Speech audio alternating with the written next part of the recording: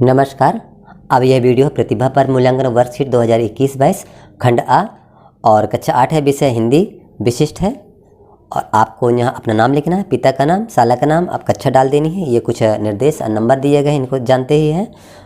और इसके बाद आप यहाँ पर देख रहे हैं निर्देशों को पढ़ने के बाद यहाँ से वर्कशीट का कार्य प्रारंभ करना है। खंड आ है, बहुविकल्पीय प्रश्न है जो 1 से लेकर के 8 तक आ रहे हैं।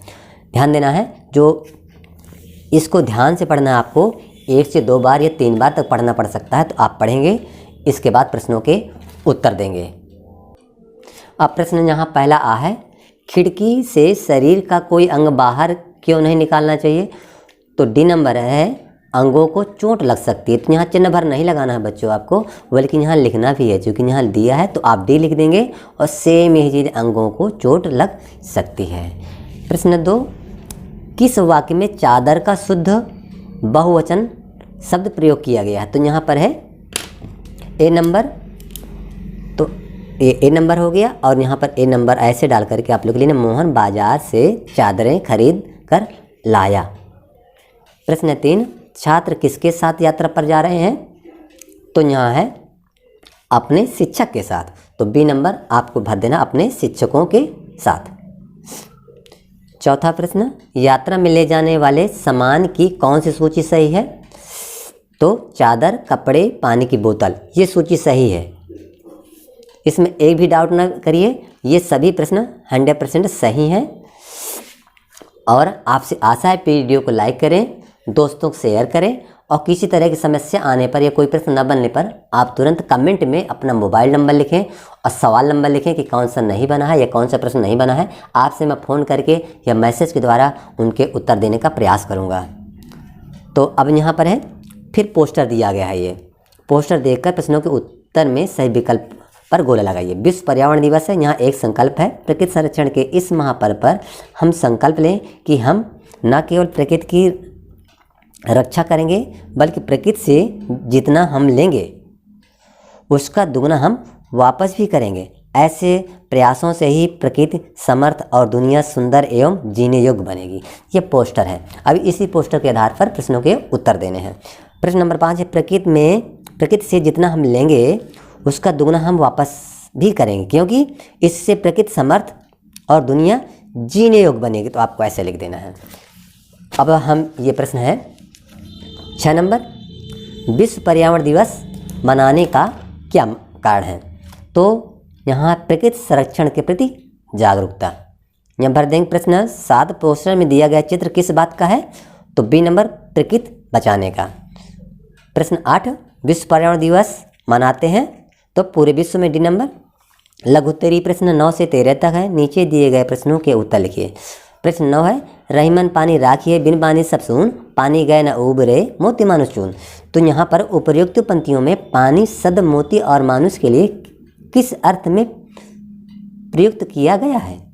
ये पानी तो दोनों जगह आया है, लेकिन मोती के लिए यहाँ पानी का अर्थ होता है मोती की चमक। यदि मोती की चमक चली गई तो कोई मतलब की नहीं है। और मनुष्य के लिए पानी उसकी इज्जत से है, मान सम्मान से है, आदि चीज़ों से इसके पानी का अर्थ लिया गया है। फिर प्रश्न नंबर यहाँ 10 है, उपर्युक्त प्रश्न क्रमांक 9 की पंक्तियाँ किस छंद की हैं? छंद का नाम और उसकी विशेषताएं लिखना है। तो ध्यान दीजिए, उक्त पंक्ति दोहा छंद की है, दोहा। और दोहा की विशेषता क्या होती है? 13 और 11। 13 11 अभी जानेंगे नहीं कि 13 क्या है। तो देखिए, लघु में एक मात्रा होती है।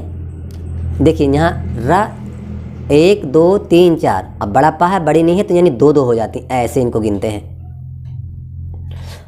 और यहाँ ये है 4 5 6 7 8 9 10 11 12 13, तो 13 मात्राएं ये हो गई।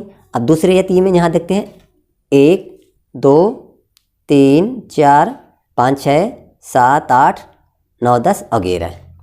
तो पहले में 13, दूसरे में 11 है, पहले में 13, दूसरे में 11 है। इसी तरह यहाँ से यहाँ तक कितनी मात्राएं हैं? 13 मात्राएं हैं। और यहाँ से लेकर के कितनी मात्राएं हैं? 11 मात्राएं हैं। अब एक लाइन में कितनी मात्राएं हो जाती हैं? 13 11, और 13 धन 11 बराबर हो जाती है 24। तो बता रहा है पहला चरण और तीसरा चरण में कितनी मात्राएं होती हैं? 13 मात्राएं होती हैं, और दूसरे चौथे चरण में 11 मात्राएं होती हैं, और दोहे में कुल कितनी हो जाती हैं? 13 और 11 24। वही बता रहा है कि 24 मात्राएं होती हैं। इसके अंत में लघु वर्ण आना आवश्यक है। लघु वर्ण, ये देखिए लघु है अर्थात छोटा अक्षर रहेगा, यहाँ भी है अच्छा रहेगा, दूसरा भी आप इस तरह करके देख सकते हैं। तो ये सब चीज़ें हैं, और प्रश्न नंबर 10 का इस तरह आपको अच्छी तरह से समझा दिया गया है। आशा है आप ज़रूर वीडियो को लाइक, शेयर, कमेंट और चैनल को सब्सक्राइब करेंगे। अभी प्रश्न नंबर है, पत्र कितने प्रकार के होते हैं? संबंधियों को लिखे पत्र किस प्रकार के आते हैं? तो पत्र 2 प्रकार के तो होते हैं, औपचारिक पत्र और अनौपचारिक पत्र। औपचारिक पत्र अपने से जो भी ऑफिसर हैं, स्कूल के टीचर्स हैं, हेडमास्टर हैं, उन प्रिंसिपल को लिखा जाता है, अधिकारियों को लिखा जाता है। लेकिन जो अपने संबंधियों को, पिता को, भाई को, दोस्तों को लिखा जाता है, वो अनौपचारिक पत्र कहलाते हैं। संबंधियों, मित्रों आदि के लिए अनौपचारिक पत्र की श्रेणी में आते हैं। फिर प्रश्न 12, वह मन ही मन बड़े देव को मनाने लगी। बड़े देव मेरे बाबा को बचा लेना, उनका प्यास के मारे बुरा हाल है, पानी नहीं मिला तो वो मर जाएंगे। उपरोक्त अनुच्छेद में उचित स्थानों पर उचित विराम चिन्ह लगाकर पुनः नीचे लिखना है। तो वह मन ही मन बड़े देव को मनाने लगी। बड़े देव मेरे बाबा को बचा लेना, उनका प्यास के मारे बुरा हाल है, पानी नहीं मिला तो वो मर जाएंगे। ऐसे इसको लिख देना है। प्रश्न नंबर 13 है, डॉक्टर अब्दुल कलाम को मिसाइल मैन क्यों कहा जाता है?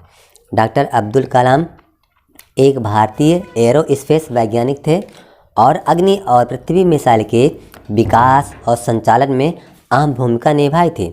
उन्होंने 1998 में भारत के पोखरण न्यूक्लियर टेस्ट में एक बड़ा संगठनात्मक, तकनीकी और राजनीतिक रोल अदा किया। यही कारण है कि लोग उन्हें मिसाइल मैन के रूप में जाने जाते हैं। और डॉक्टर अब्दुल कलाम हमारे राष्ट्रपति भी रह चुके हैं। दीर्घ उत्तरीय प्रश्न है 14 से 16 तक। निम्नलिखित पद्यांश को पढ़कर उनके नीचे लिखे प्रश्नों के उत्तर लिखिए। ये बहुत सारा लिखा हुआ है यहाँ। बहुत से मनुष्य यह सोच कर कि हमें कभी सफलता नहीं मिलेगी, दैव हमारे विपरीत है, अपनी सफलता को अपने ही हाथों पीछे धकेल लेते हैं। उनका मस्तिष्क भाव सफलता और विजय के अनुकूल बनता ही नहीं। तो सफलता और विजय कहाँ? यदि हमारा मन शंका, तो यहाँ इस तरह पढ़ लेना है, और पढ़ने के बाद यहाँ उपर्युक्त गद्यांश का उचित शीर्षक क्या होगा? तो सफलता हो जाएगा। और इस गद्यांश को अपने शब्दों में लिख लेना है। तो इसी से मिलते जुलते आपको अपनी भाषा में लिख लेना है। इसी को उतारना नहीं है आपको, कि सेम वैसे उतार लेंगे तो आपको नंबर नहीं मिलेंगे। चूँकि ये सफलता तो 1 नंबर का है और ये है आपका 3 नंबर का। तो कुछ अपने ऐसे भाषा में लिखना, जैसा आदमी अधिकतर यह सोचते हैं कि यह कठिन कार्य है और यह समय हमारे अनुकूल नहीं है। यदि यह कार्य किया गया तो दैविक विपत्ति पड़ सकती है। उनका मन कठिन परिश्रम से डरता है, मन में निराशा का भाव रहता है। तो ऐसे मन से किया गया कार्य में असफलता ही मिलेगी। मनुष्य को जानना चाहिए कि सफलता पाने के लिए, विजय के लिए, उन्नति के लिए आदि के लिए सफलता की कुंजी अविचल, निरंतर और श्राद्ध प्रयास है। अब 15वां प्रश्न है, अपराजिता पाठ के अनुसार डॉक्टर चंदा की अपराजिता क्यों कहा गया? यानी अपराजिता एक पाठ का नाम है, के अनुसार डॉक्टर चंदा को अपराजिता क्यों कहा गया? अब देखिए उत्तर है इसका, अपराजिता पाठ के अनुसार डॉक्टर चंदा को अपराजिता इसलिए कहा गया क्योंकि डॉक्टर चंदा पक्षाघात से पीड़ित होने के बावजूद भी अपने जीवन की तरह लिया और उन्होंने पराजय स्वीकार नहीं की। वह जीवन में संघर्ष करती रहीं और अपने प्रयासों को जारी रखा। तो इस वजह से उनको अपराजिता कहा गया, इसलिए उनको इस पाठ में अपराजिता कहा गया। प्रश्न 16 है, छोटा नागपुर क्षेत्र में अंग्रेजों के विरोध में हुए आंदोलन में शहीद बिरसा मुंडा की भूमिका को लिखिए। तो सन 1895 में बिरसा मुंडा ने अंग्रेजों की लागू की गई जमींदारी प्रथा और राजस्व व्यवस्था के खिलाफ लड़ाई के साथ साथ जंगल जमीन की लड़ाई छेड़ी थी। बिरसा ने सूदखोर महाजनों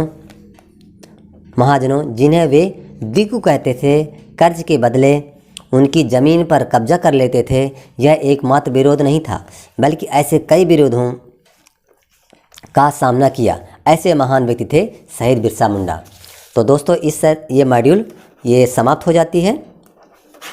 और तो वीडियो को आप लाइक करें, दोस्तों को शेयर करें और कमेंट करें और सब्सक्राइब करें।